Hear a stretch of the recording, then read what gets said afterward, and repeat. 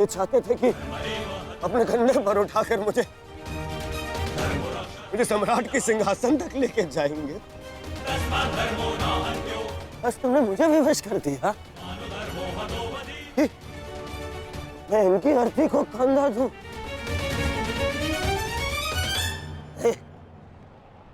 तुमने उचित नहीं किया है भीम, उचित नहीं किया। मैं छोड़ूंगा नहीं तुम्हें, उधर मैं नहीं छोड़ूंगा।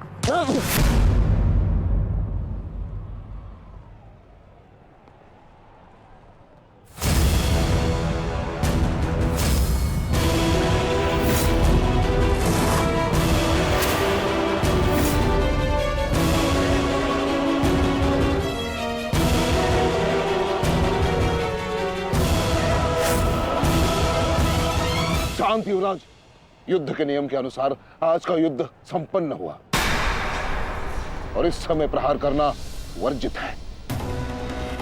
पर प्रतिकार करना नहीं आचार्य, प्रतिकार नहीं।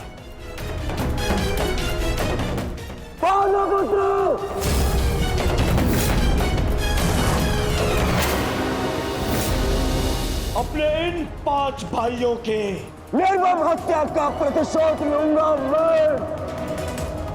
किसी एक को भी जीवित नहीं छोड़ूंगा मैं, ये मेरा वचन है। मेरी प्रतिज्ञा मत भूलो दुर्योधन। तो नियति तुम्हारे 5 भाइयों की हुई है, वही नियति तुम्हारे शेष 95 भाइयों की भी होगी। दुर्योधन!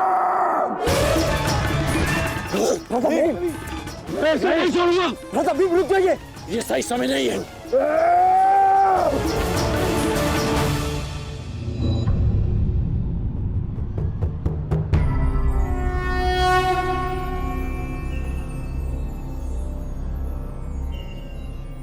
श्रेष्ठ यही होगा कि दोनों पक्ष अपने नियमों को स्मरण रखें। सूर्यास्त्र हो चुका है और उसके साथ ये युद्ध भी समाप्त हो चुका है। आप दोनों अपनी भावनाओं को कल के लिए शेष रखें और वही उचित रहेगा।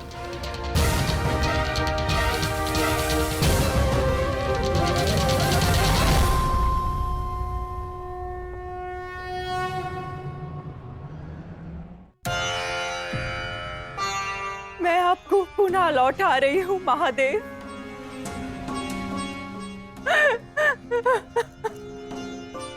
आपने मुझे 100 पुत्रों को आशीर्वाद दिया था और आज मुझे उन्हीं पुत्रों की मृत्यु का दुख भी दे रहे हैं।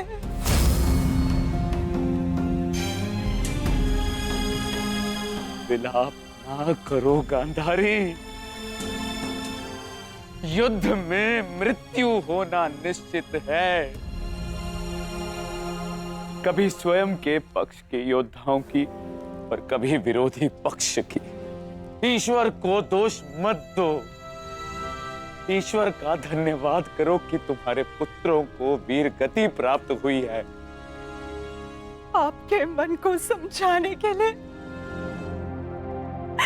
ये तर्क पर्याप्त हो सकता है आर्य, परंतु मैं क्या करूं? मैं तो एक माता हूं ना। मेरे तप के बदले महादेव ने मुझे ये आशीर्वाद दिया था, तो फिर ये मेरे तप का फल मुझसे कैसे छीन सकते हैं? कैसे आर्य? पूछिए इनसे, इन्होंने ये अनर्थ क्यों होने दिया? जो पहले मुस्कान दी तो फिर बाद में आंखों में अश्रु भर दिए। ऐसे ईश्वर नहीं चाहिए मुझे, नहीं चाहिए। दासी, तुम इस शिवलिंग को इस कक्ष से, इस महल से बाहर कर दो। मुझे नहीं चाहिए कोई प्रभु कोई मंदिर, किसी चीज की आवश्यकता नहीं है मुझे। तुम्हें जो उचित लगे तुम वो करो गांधारी। मैं वो करूंगा जो मुझे आवश्यक लगता है। रथ सज्ज करो संजय, मैं इसी क्षण कुरुक्षेत्र जाऊंगा।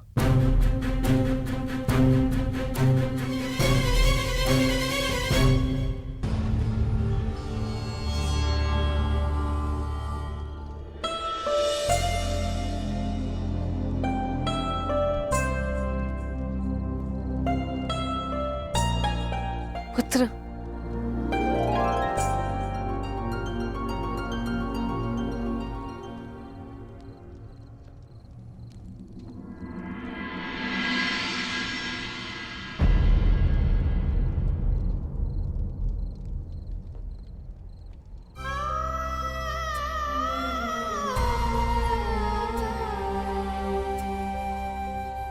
युद्ध में योद्धा को घाव लगना सामान्य बात है।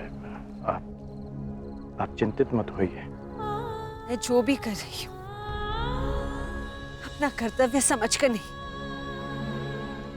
बल्कि पश्चाताप समझकर कर रही हूँ। एक पुत्र को खोने का कष्ट, उसकी पीड़ा एक माता ही समझ सकती है। मैं भी एक माता हूं, परंतु दुर्भाग्य से इस अनर्थ को रोकने में सक्षम नहीं हूं। इसलिए लेप लगा रही हूं, अपने मन के घाव को थोड़ी शीतलता देने का प्रयास कर रही हूं। पुत्र, तुम दुर्योधन के पास जाओ। इस समय उसे अपने मित्र की सबसे अधिक आवश्यकता है।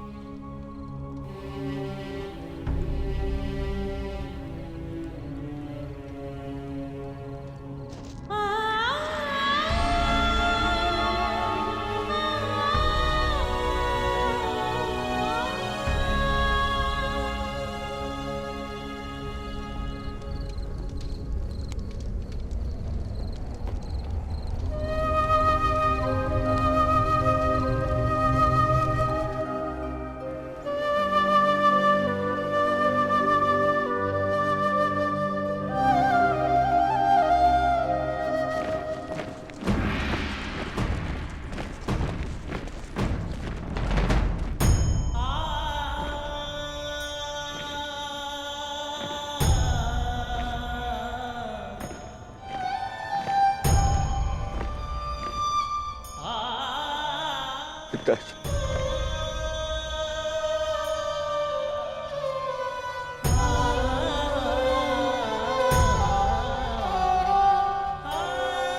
पिताजी,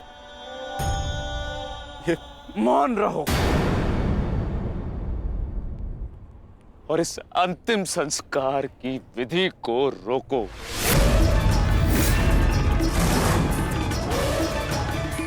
मेरे पुत्रों का अंतिम संस्कार नहीं होगा।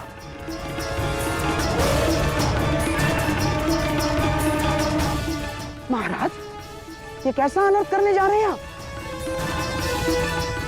देखिए, इस संसार में आने वाले का और इस संसार से जाने वाले का संस्कार अत्यावश्यक होता है, अन्यथा इनकी आत्माओं को कैसे मुक्ति मिलेगी? क्या कर रहे हैं आप?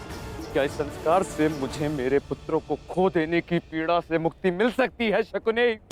क्या इस संस्कार से उस दहल पर लगे चिन्ह जो महारानी गांधारी के शरीर पर आज भी है, क्या वो मिट सकते हैं? तुम्हारे लिए वो केवल 5 सैनिक थे, किंतु मेरे लिए वो मेरे अंग, मेरे शरीर, मेरी आत्मा के 5 हिस्से थे, 5 अंश थे। आज मैंने अपनी आत्मा के वो 5 अंश भी खो दिए और इससे अधिक हानि अब मैं सह नहीं सकता। मैं वर्तमान नहीं देख सकता, परंतु भविष्य देखने की क्षमता आ गई है मुझ में। हस्तिनापुर का महाराज होने के नाते ये मेरा निर्णय है कि इस युद्ध को इसी क्षण रोक दिया जाए।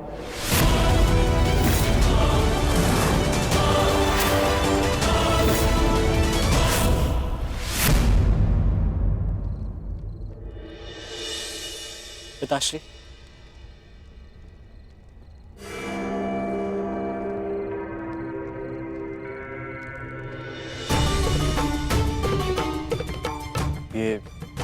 ये किसके लिए? आपके लिए पिताश्री। आज आपको अंगराज कर्ण के 2 बाण लगे थे ना, उनके उपचार के लिए।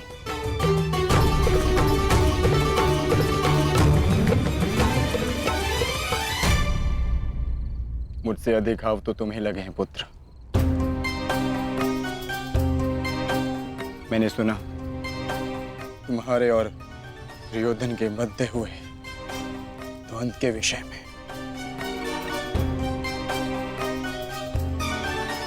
तुम्हें ऐसा नहीं करना चाहिए था अभिमन्यु। दुर्योधन एक दुर्जय योद्धा है, शक्ति में, अनुभव में तुमसे कहीं अधिक। तुम्हें सावधान रहना चाहिए। पिताश्री उचित कह रहे हैं आर्य।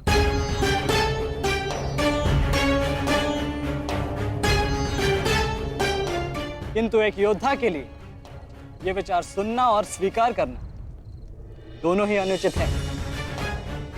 और छिपकर 2 योद्धाओं की बातें सुनना भी अनुचित है उत्तरा। इसलिए यहाँ आओ।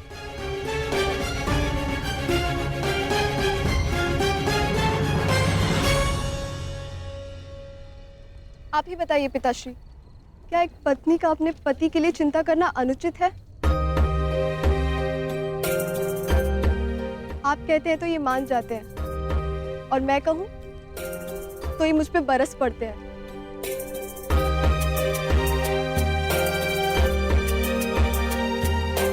आप ही ने कहा था ना कि काका श्री दुर्योधन के साथ द्वंद्व करना इनके लिए उचित नहीं है। प्रभु का धन्यवाद, ये सकुशल युद्ध भूमि से वापस आ गए। अगर कोई अनहोनी हो जाती तो? योद्धा यदि वीर गति को प्राप्त करे तो ये उसके लिए गर्व की बात होती है उत्तरा, अनहोनी की नहीं।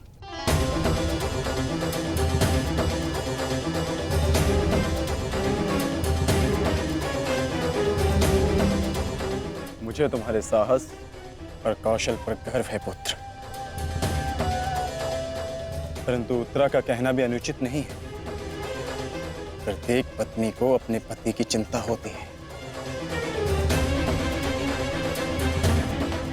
उत्तरा केवल तुम्हें सुरक्षित देखना चाहती है पुत्र। और मैं हस्तिनापुर के मधान युवराज का अहंकार तोड़ना चाहता हूं पिताश्री। जब भी रणभूमि में मेरी दृष्टि उन पर पड़ती है तो मेरे कानों में माता द्रौपदी की करुण पुकार गूंजने लगती है, और फिर मैं स्वयं को रोक नहीं पाता। तो आप दोनों पूर्णतः निश्चिंत रहिए।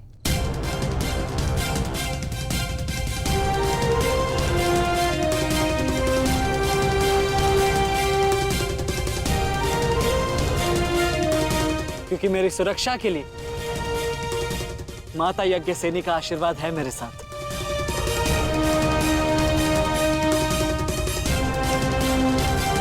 और जब तक ये मेरे साथ है मुझे कुछ नहीं हो सकता।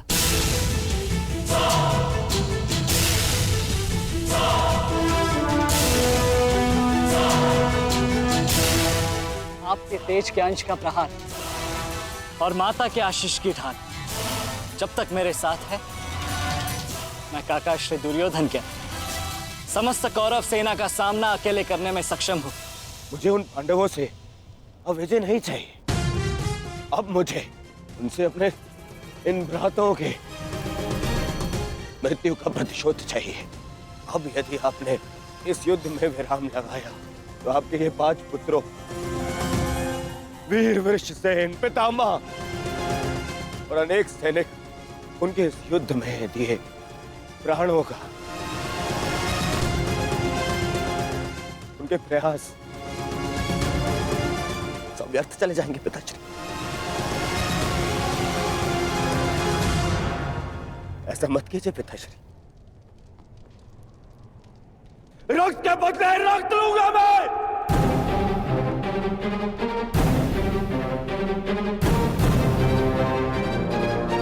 आपने अपने पुत्र को है, वो पांडव अपने पुत्र को के और हम मुझे पाएंगे पिताश्री। मूर्खतापूर्ण बातें मत करो दुर्योधन।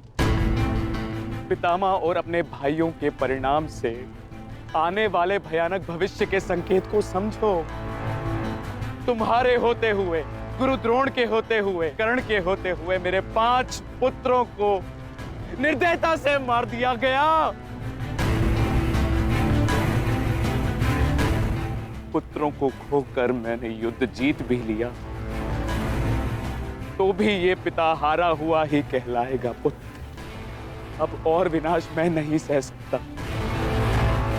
मैं कल ही कुरुक्षेत्र जाकर पांडवों से संधि की याचना करूंगा।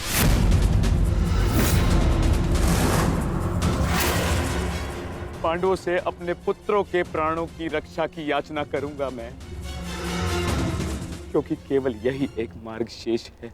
मुझे इस युद्ध भूमि, इस युद्ध से दूर रखने का एक और उपाय है पिताश्री।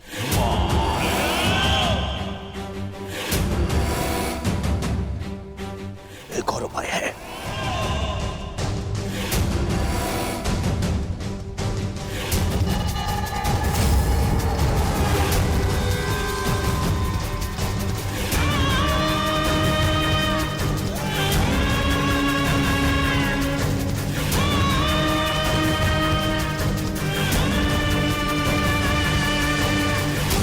और उपाय ये है कि आप इसी क्षण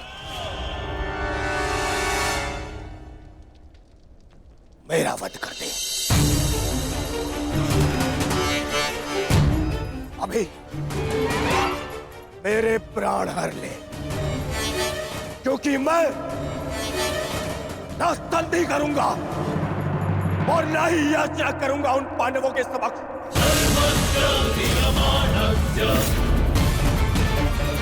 उठाइए इस तलवार को और वध कर दीजिए अपने इस एक पुत्र का।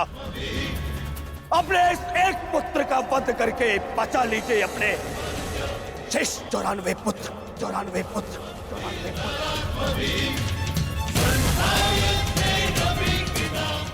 लीजिए और प्रहार करिए मुझ पर।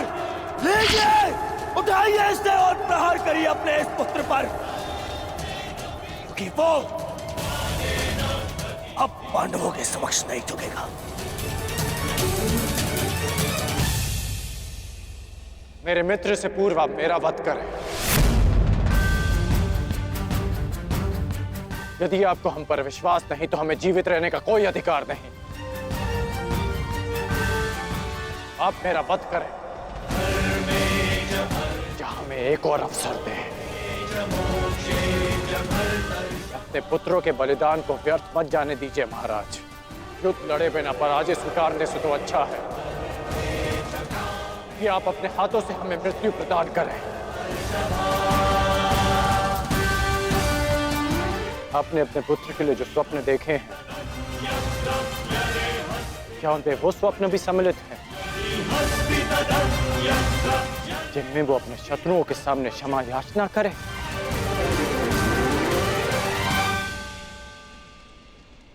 जिसके शीश पर आप सदा सम्राट का मुकुट देखना चाहते हैं, क्या उसके पैरों में बेड़ियां देख पाएंगे आप? यदि हां, तो आप मुझे मृत्यु प्रदान करें,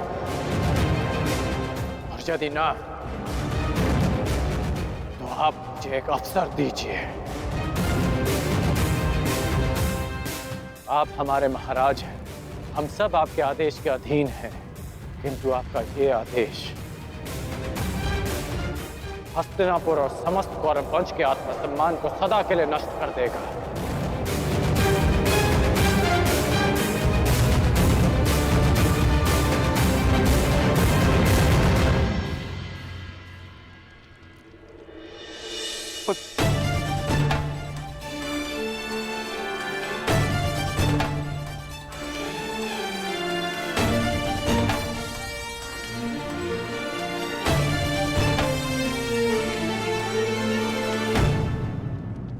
मैं क्या करूं पुत्र? एक पिता के लिए अपने पुत्र की अर्थी का बोझ इस जीवन का सबसे बड़ा बोझ होता है पुत्र। परंतु मुझसे ये बोझ सहन नहीं होगा। विश्वास कीजिए पिताश्री, अभी बोझ हम नहीं, अब वो पांडव उठाएंगे।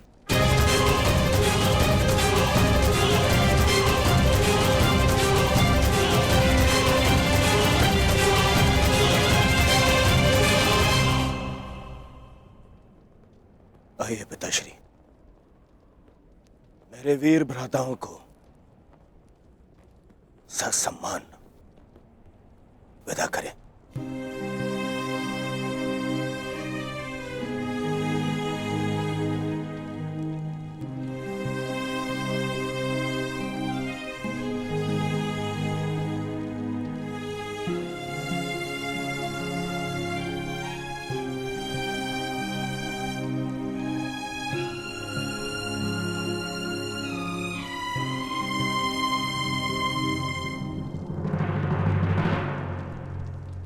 कौन कल के लिए हमारी क्या रणनीति है? कल की रणनीति तो स्पष्ट है। आज मैंने उन 5 कौरवों का वध किया, कल और 25 का अंत कर दूंगा। मैं आज ही उन 100 कौरवों का वध कर देता, किंतु वो सूत पुत्र कर्ण बीच में न आया होता। कर्ण की चिंता मुझ पर छोड़ दीजिए भ्राता भीम। आज तो वो द्वंद छोड़कर निकल गए, किंतु कल उसे भागने का अवसर नहीं दूंगा मैं,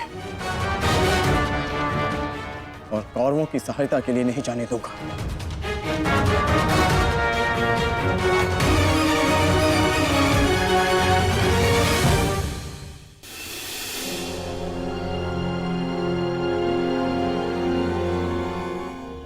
महाभारत का 12वां दिन है कल, और उन पांडवों का अंत करना है हमें। समस्या पांचों भाइयों की नहीं दुर्योधन, केवल अर्जुन और भीम की है। उन्हें रोकने के लिए हमें एक योजना की आवश्यकता है। उस भीम को आप मुझ पे छोड़ दीजिए। अपने भाइयों की मृत्यु के मैं स्वयं प्रतिशोध लूंगा। और अर्जुन को रोकेगा कर्ण। गुरु द्रोण अर्जुन के लिए पर्याप्त है मेरे होने वाले सम्राट। अर्जुन मेरा लक्ष्य है, उसे रोकने में मैं सक्षम हूं।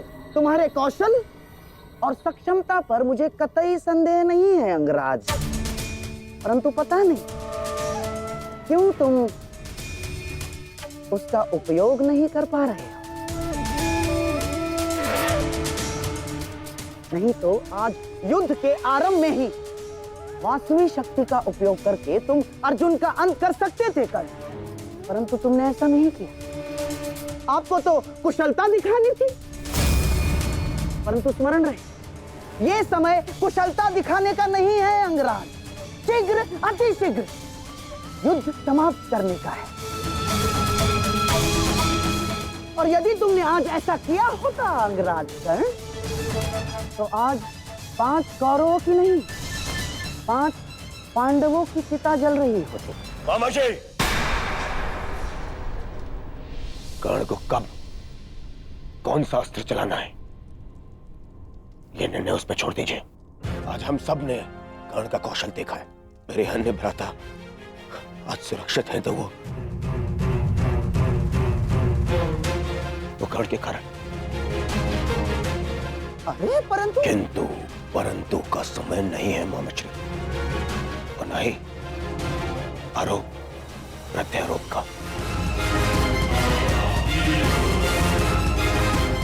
ये समय है साथ रहने का, उनका और उनकी उन उदंड पुत्रों के अंत करने का समय है ये।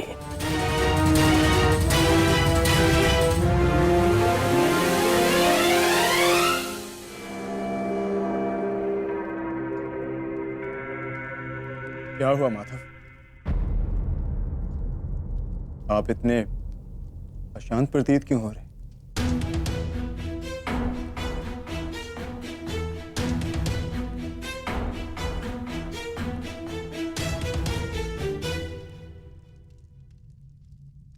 यह अशांति आज के युद्ध के परिणाम की है पार्थ।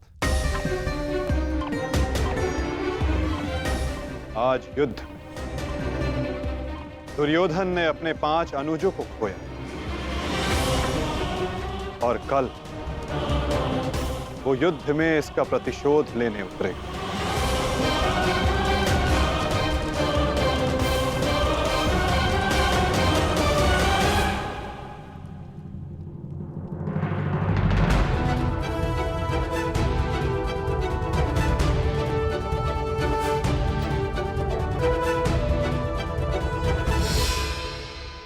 आचार्य की व्यूह रचना तुम सुन चुके हो मित्र, तो तुम्हारे मन में कोई विचार है? यदि सेनापति द्रोणाचार्य आज्ञा दें तो मेरे पास एक योजना है। अवश्य कहो अंगराज।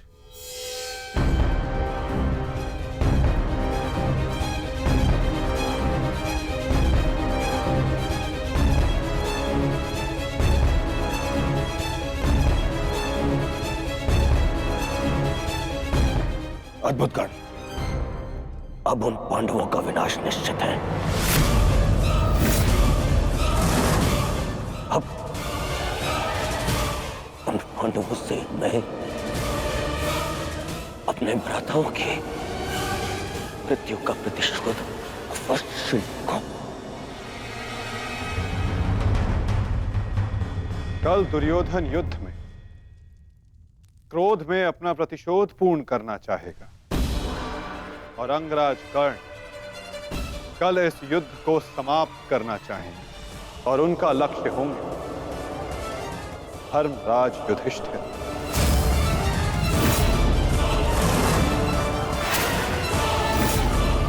और हम सब का लक्ष्य होगा कौरवों की रणनीति को तोड़ देना।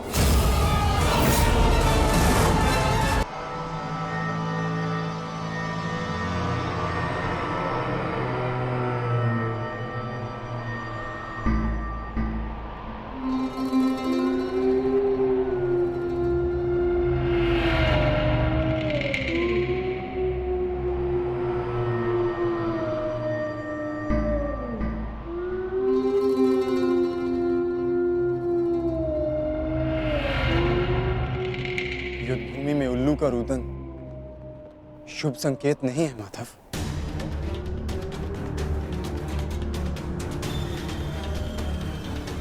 हाँ पार्थ, कदाचित आज का दिन ये युद्ध कठिनाइयों से भरा होने वाला है। आज की परिस्थितियों के लिए सज्ज रहना पार्थ।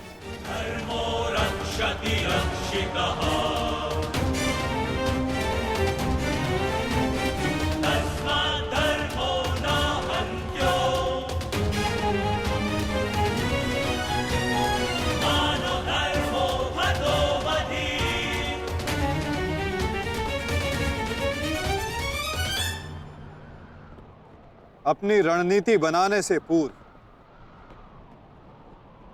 हमारे लिए शत्रु का मन जान लेना, उसकी रणनीति जानना हमारे लिए आवश्यक है।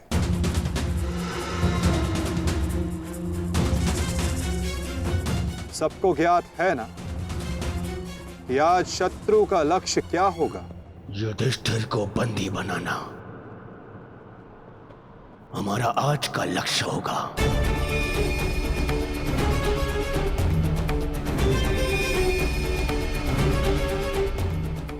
युधिष्ठिर को बंदी बनाकर मुझे इस युद्ध को यहीं समाप्त करना है।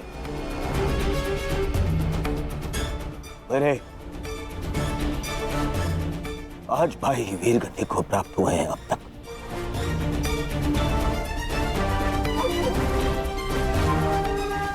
श्रद्धांजलि श्रद्धांजलि देनी है मुझे उन्हें।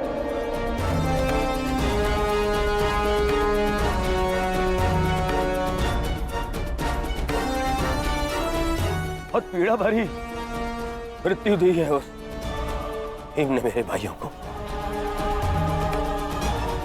इन पांडवों को इतनी पीड़ा दूंगा कि अपनी मृत्यु की भिक्षा मांगेंगे ये मुझसे।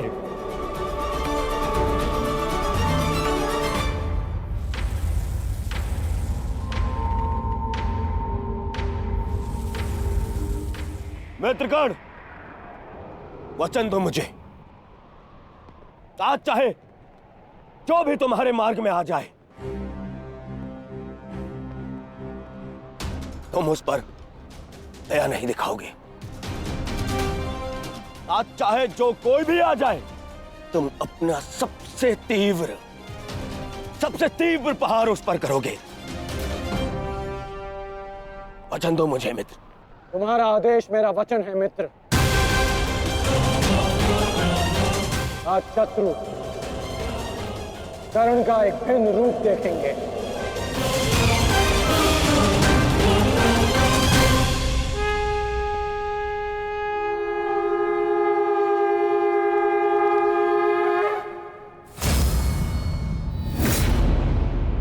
आक्रमण! आक्रमण! आक्रमण! आक्रमण!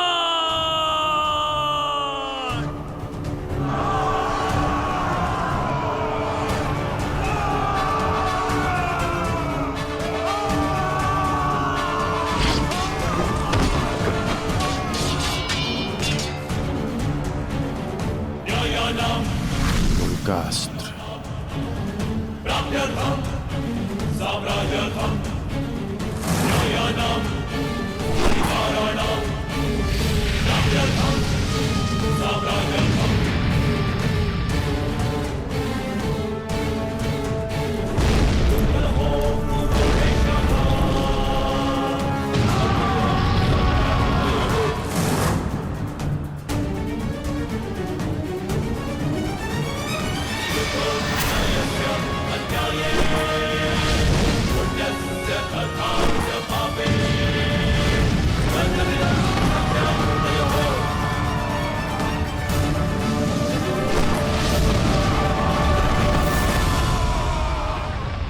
अद्भुत, अद्भुत मित्रगण, अद्भुत। अपना मार्ग ज्ञात है ना सभी को?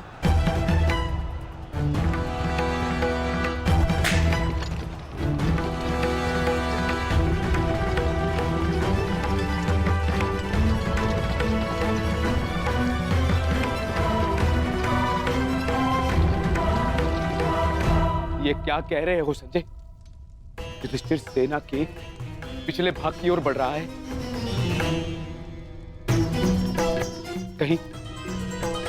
कहीं उसे हमारी रणनीति का भान तो नहीं हो गया? कौरव युधिष्ठिर को बंदी बनाना चाहते हैं। ये तो मुझे ज्ञात नहीं है महाराज, किंतु युवराज दुर्योधन इस बात से बहुत व्यग्र हो रहे हैं।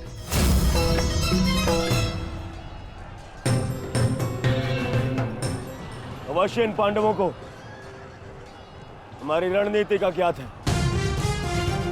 इसीलिए भीम एक और हमारी सेना को भ्रमित कर रहा है और युधिष्ठिर पीछे जा रहा है। मित्रगण, तुम जाओ, युधिष्ठिर के पीछे तुम जाओ और जाके उसे बंदी बनाओ। युधिष्ठिर को बंदी बनाना हमारे लिए बहुत आवश्यक है। जाओ मित्र। परंतु मित्र, मैंने महाराज को वचन दिया कि आज किसी भी कौरव के प्राण नहीं जाएंगे। मुझे उस वचन को भी निभाना है मित्र। उसके लिए हम सब हैं यहाँ। युधिष्ठिर तुम्हारे सामने एक दुर्बल योद्धा है, तुम उसे आसानी से बंदी बना सकते हो मित्र। उसे बंदी बनाते ही ये युद्ध यहीं समाप्त हो जाएगा और मेरे भाइयों की रक्षा भी। मुझे ये युद्ध यहीं समाप्त चाहिए। कर्ण, जाओ आगे। ठीक है मित्र, परंतु मेरी योजना स्मरण रखना। मुझे तुम्हारी योजना स्मरण रहेगी मित्र। आगे बढ़ो। तब से युधिष्ठिर के रथ की ओर तीव्र गति से आगे बढ़ो।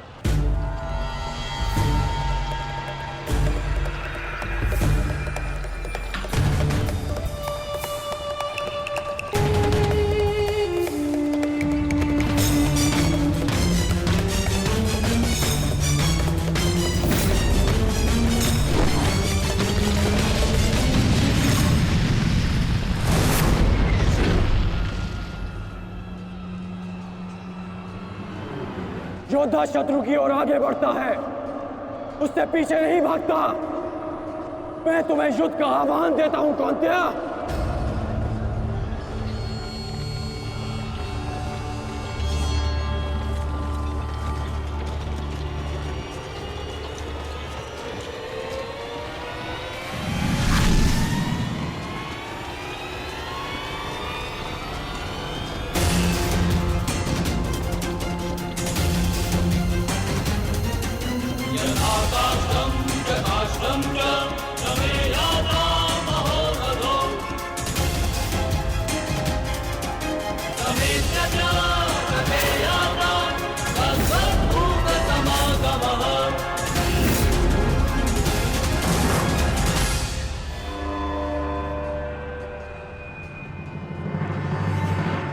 कौन्तेय तुम्हारा आवाहन स्वीकार करता है।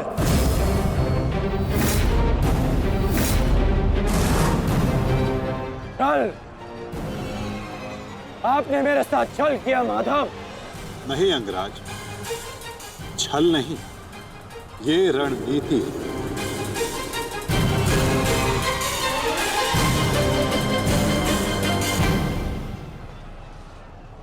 ये युधिष्ठिर का रथ है और इस पर युधिष्ठिर को विराजमान होना चाहिए था। वो तुम्हारी भूल है अंगराज, क्योंकि तुमने रथ को नहीं, रथी को युद्ध के लिए ललकारा है। और तुमने युधिष्ठिर को नहीं, कौन्तेय को ललकारा है,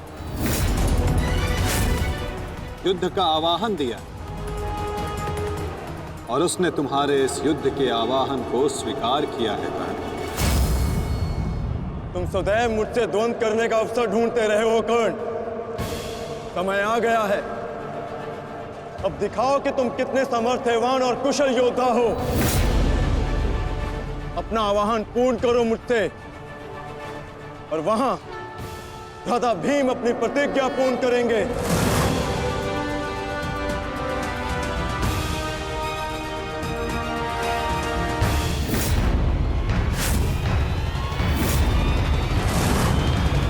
आज मैं 95 कौरवों का अंत कर दूंगा।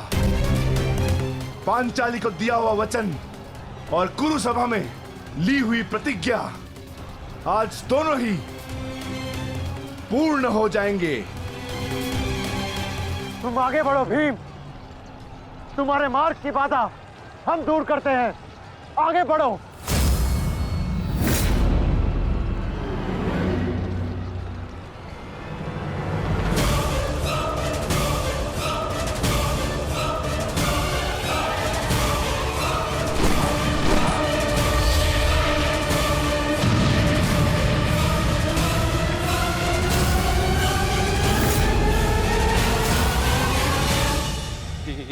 ये क्या कह रहे हो संजय? वहां वासुदेव ने काट से कर्ण को फंसा दी और यहाँ भीम हमारे व्यू में प्रवेश कर चुका है। शेष तीनों पांडव उसके पीछे हैं। अब कौन बचाएगा मेरे पुत्रों के प्राण? कौन करेगा उनकी रक्षा?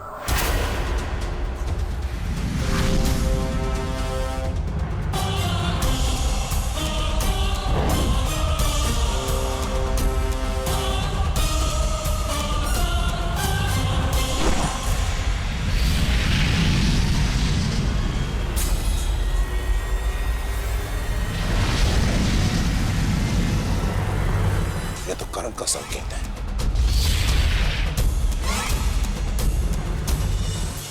तुम कोई भी संकेत दे लो कर्ण, तुम्हारी सहायता के लिए यहां कोई नहीं आ पाएगा और ना ही मैं तुम्हें कौरवों की रक्षा करने के लिए यहां से जाने दूंगा।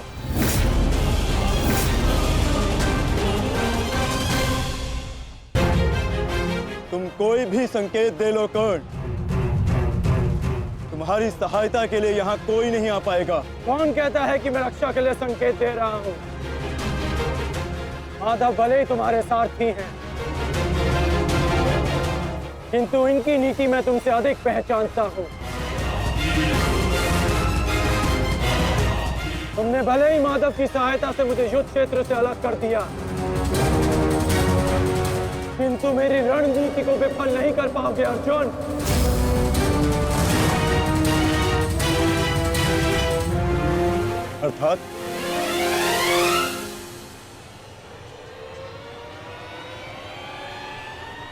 अर्थात मैं तुम्हारी रणनीति में नहीं,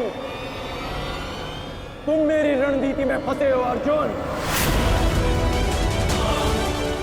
तुमने मुझे कौरवों से अलग नहीं किया, बल्कि मैंने तुम्हें पांडवों की सहायता से विमुख कर डाला।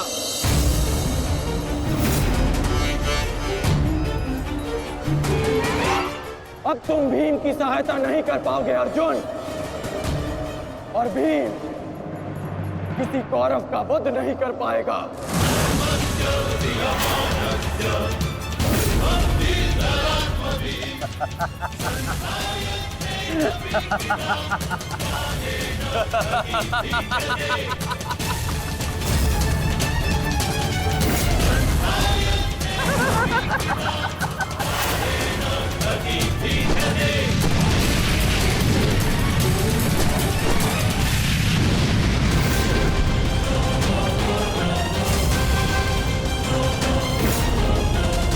हमारा काल बनकर आए थे मूर्ख भीम, परंतु आज तुम स्वयं अपने काल के जाल में फंस गए।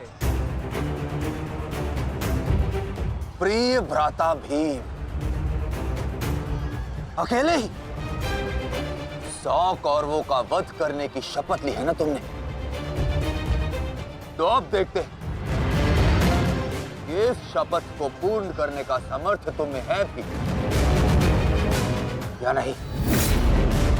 प्रतिज्ञा पूर्ण करना चाहते थे ना गदाधारी? इस प्रतिज्ञा को पूर्ण करने के लिए तुम्हें अब अगला जन्म लेना होगा, क्योंकि इस जन्म में तुम्हें मरना होगा गदाधारी।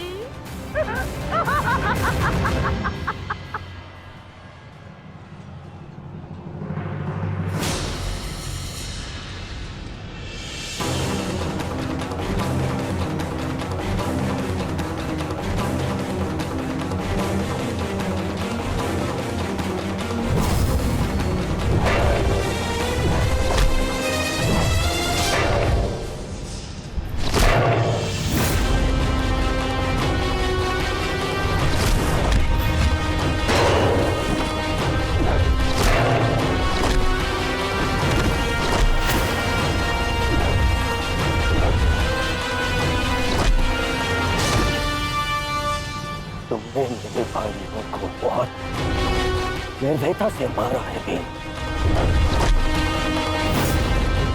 आज मैं तुम्हारे लहू से उनका तर्पण करूंगा।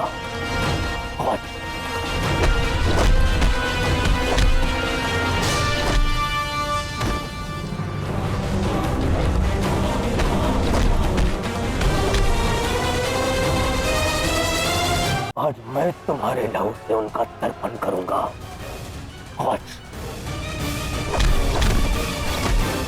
भीम, आज मैं अपने भ्राताओं की मृत्यु का प्रतिशोध लेकर रहूंगा।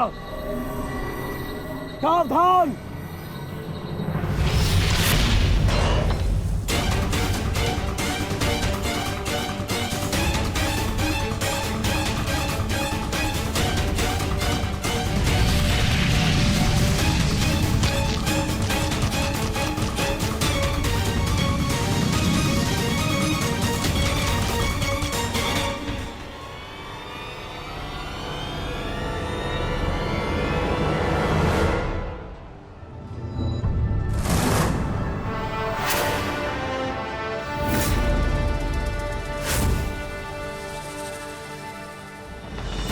आपका प्रतिशोध पूर्ण हो न हो, परंतु मेरा प्रतिकार आज अवश्य पूर्ण होगा।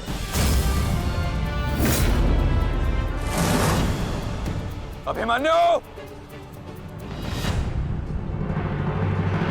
दो योद्धाओं के बीच में आना युद्ध नियमों के विरुद्ध। 6 महारथियों ने अकेले ताचरी भीम को घेरा है। नियम तो आपने भंग किया है, तो अब यह अधिकार मुझे भी है।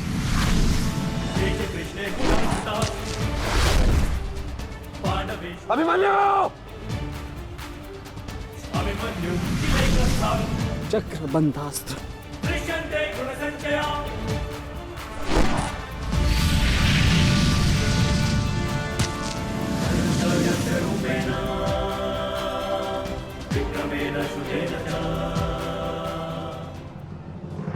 अभिमन्यु,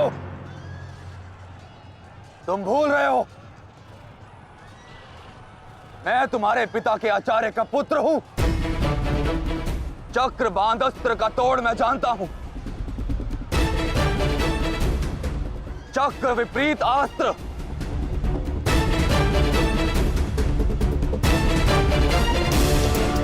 भूल तो आप रहे हैं महारथी। विपरीत अस्त्र तभी कार्य करता है जब युद्ध नीति गत हो। एक योद्धा पर आप सभी ने आक्रमण कर युद्ध नीति भंग की। अब अपनी इस अनीति का दमन देखिए। बालक! बालक! मेरी शत्रुता तुमसे नहीं है।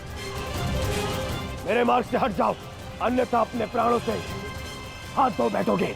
धो तो आज मैं उस कलंक को दूंगा जो मेरे परिवार के माथे पर है, कि अपने कुलवधु के अपमान का प्रतिकार नहीं कर पाए।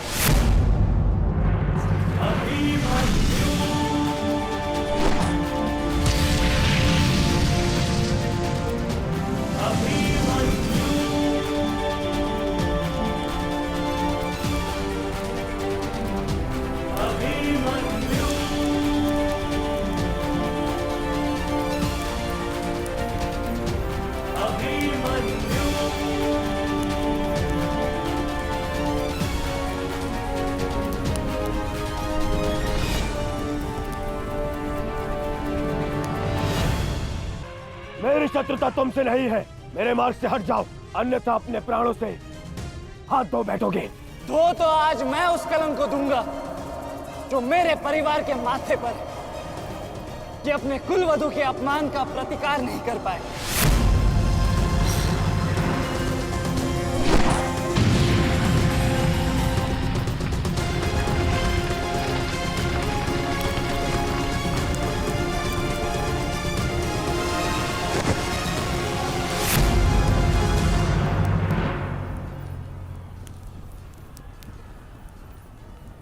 अनुभव करो इस ज्वाला को युवराज दुर्योधन। ये वही ज्वाला है जो इतनी वर्षों से मेरी माता के हृदय में धधक रही है।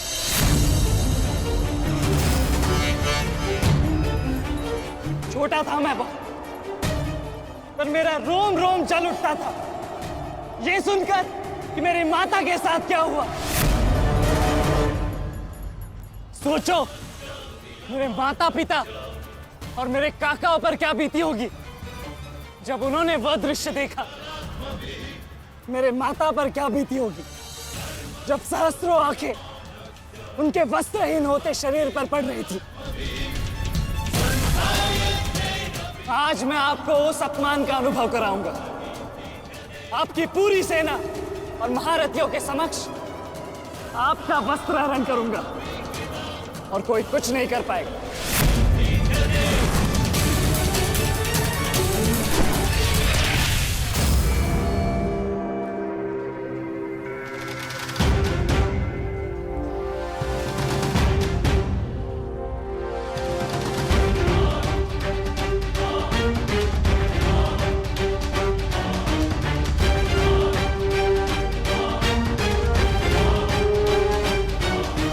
अनुभव करो उस अपमान का, अनुभव करो उस वस्त्र हरण से हुए अपमान का जो आप सभी ने किया। नदी जब सीमा तोड़ती है तो बाढ़ आती है, आज आपकी पाप की धारा की बाढ़ में आप स्वयं बह जाएंगे काकाश्री।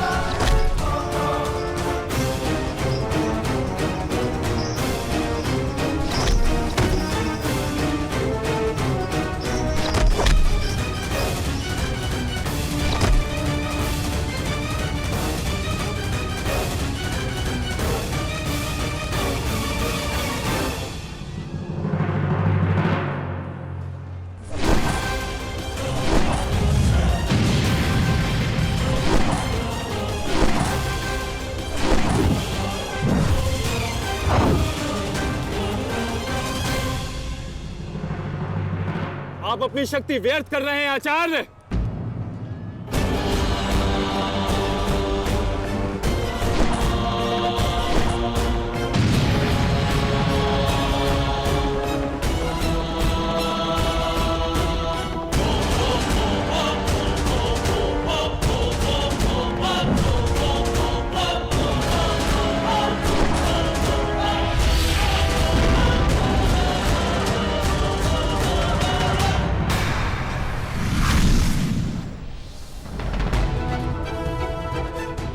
दुर्योधन को मेरी सहायता की आवश्यकता है। चलो सत्यसेन।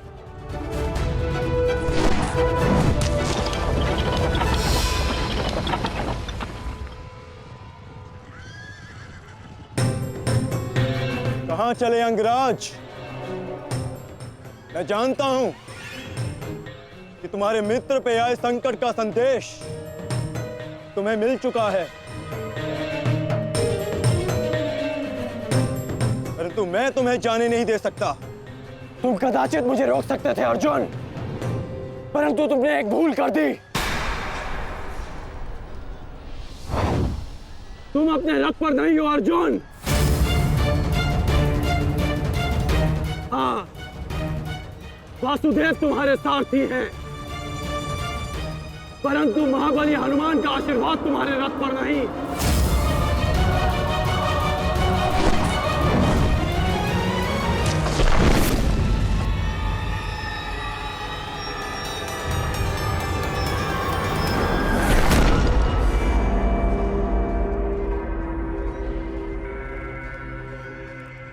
चलो।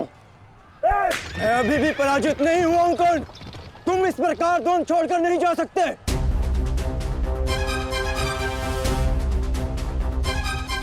तुम युद्ध के नियम भूल रहे हो अर्जुन। युद्ध का नियम है कि महारथी ही महारथी के साथ द्वंद कर सकता है, और तुम रथ विहीन हो, इसलिए मैं तुम्हारे साथ द्वंद नहीं कर सकता। पहले अपने रथ का पहिया सुधारो, फिर आकर मुझे युद्ध का आह्वान देना, क्योंकि परशुराम शिष्य कर्ण नियम तोड़कर युद्ध नहीं करेगा।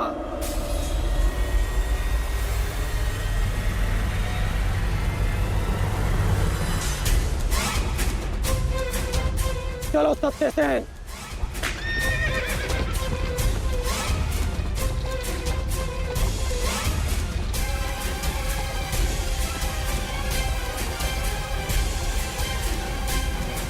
अब समझे पार्थ कि मैं कर्ण की प्रशंसा क्यों करता हूं।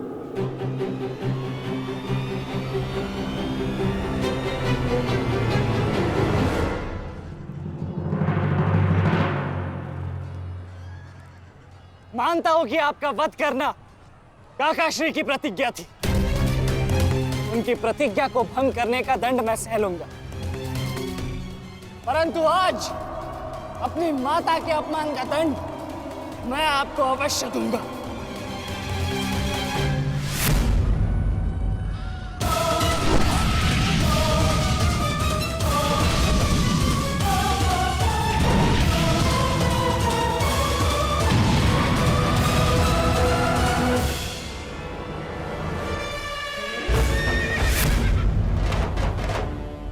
किसी की प्रतिज्ञा टूटे, पर मेरी प्रतिज्ञा नहीं टूटेगी अभिमन्यु।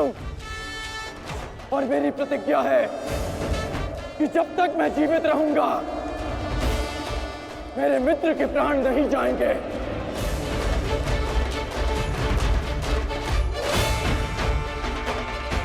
यदि जीवित रहना चाहते हो तो पीछे हट जाओ अभिमन्यु। आप भूल रहे हैं अंगराज कि मैं किसका पुत्र हूं। पीछे हटने के बारे में सोच भी नहीं सकता। तो प्रहार सहने के लिए तत्पर रहो।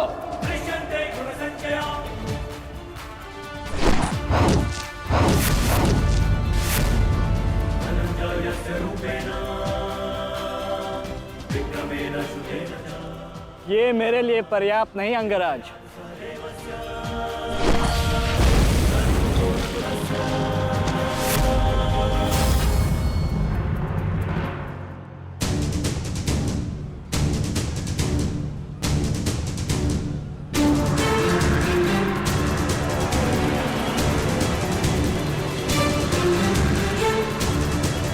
ना मेरे पास बाणों की कमी है और ना प्रहारों की।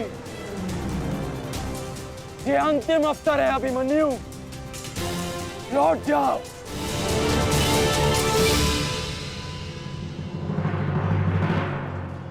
तो मेरे तुनीर में भी उत्तर प्रस्तुत है अंगराज।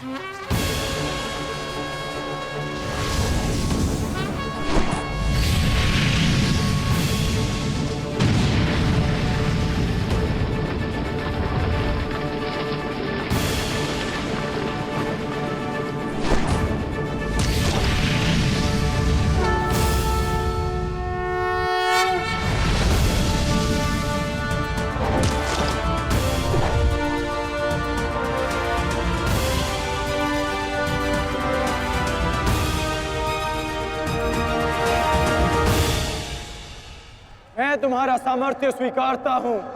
तुम एक कुशल योद्धा हो अभिमन्यु,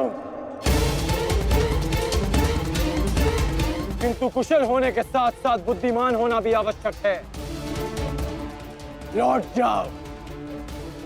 यदि कल युद्ध करना चाहते हो तो आज जीवित रहना सीखना होगा। लौट जाओ अभिमन्यु।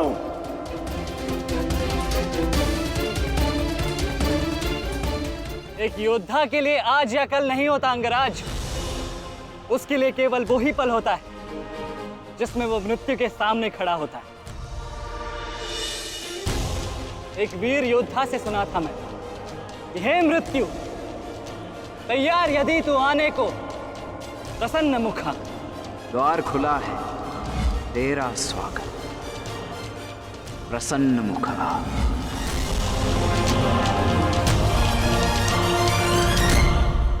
मुझे रोकने का आप केवल एक ही अस्त्र है आपके पास। ये आपको मेरा वध करना होगा। तो लीजिए अंगराज, अपने पुत्र के मृत्यु का प्रतिशोध लीजिए। आपके समक्ष आज वो योद्धा खड़ा है जिसके पिता ने आपके पुत्र का वध किया था। प्रतिकार कीजिए अंगराज, रुके क्यों है? क्योंकि जो पीड़ा मैंने सही, मैं नहीं चाहता कि वो पीड़ा मेरा शत्रु भी सहे। कृष्ण ने अपना विकल्प स्वयं चुना था। वो रणभूमि छोड़कर जा सकता था, परंतु उसने मृत्यु चुनी। गर्व है मुझे तुम जैसे युवा योद्धाओं पर, जो अपना कर्तव्य पूर्ण करने के लिए सदैव तत्पर रहते हैं। मैं जानता हूं कि तुम पीछे नहीं हटने वाले अभिमन्यु, परंतु मुझे भी अपना कर्तव्य पूर्ण करना है।